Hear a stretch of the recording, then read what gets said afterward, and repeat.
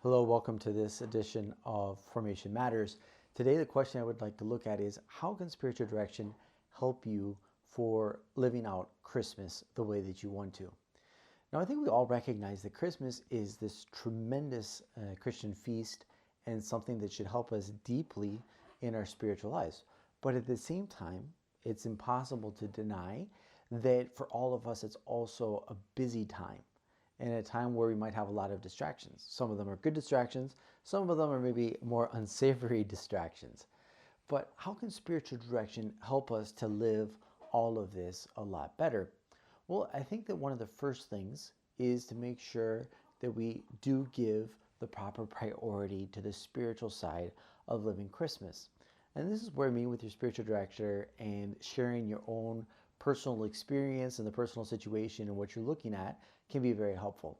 What I've noticed for a lot of people is that we're most overwhelmed when we don't have a game plan, when we don't have something thought out for some difficult situations that we might be dealing with.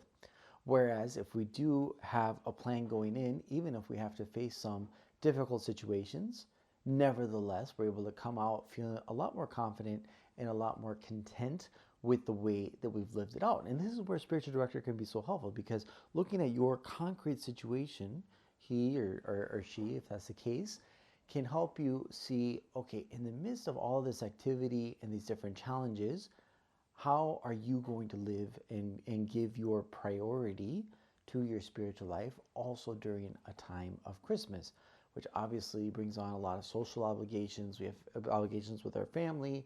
There might be extra stress because of shopping or because of getting things ready, meals ready, meal prep, cleaning up the kitchen, just all kinds of different things.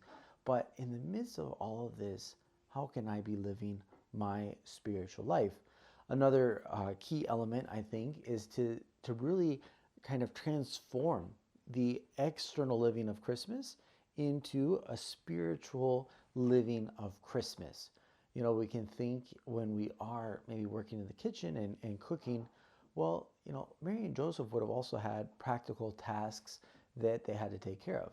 When something would just totally, when something totally goes off the rails, well, we can liken that as well to some of the different difficult situations that Mary and Joseph had to live through, beginning with not finding room at the inn. I mean, this was a monstrous difficulty. I don't know if you've ever been in the situation of not knowing where you're going to sleep that night, but this is what Mary and Joseph had to deal with. So the first Christmas, it wasn't all just, lovey-dovey and everything beautiful hotel in Miami, but there were very real difficulties that the Holy Family had to face. And then finally, the last, spiritual counsel that I would give for Christmas is to make sure that you're set up with your spiritual commitments first, which first of all is Mass, making sure that I know what time I'm going to Mass. There's probably a lot of different options, but it is important to have a plan, because otherwise we can get caught up, either in the joy and getting to see others, or just, or even the stress and the different preparations.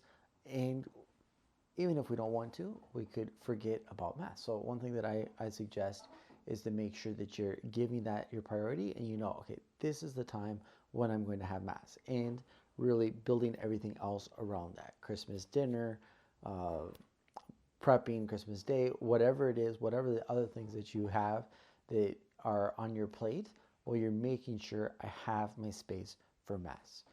And then the other, thing with spiritual direction as well would be to make sure that I'm entering into this time of Christmas in a state of grace. So making sure that I've gone to confession and that I'm ready to receive our Lord in communion at the Christmas Mass, because it's so wonderful. Mary and Joseph were able to receive Jesus and hold them in their arms at that first Christmas.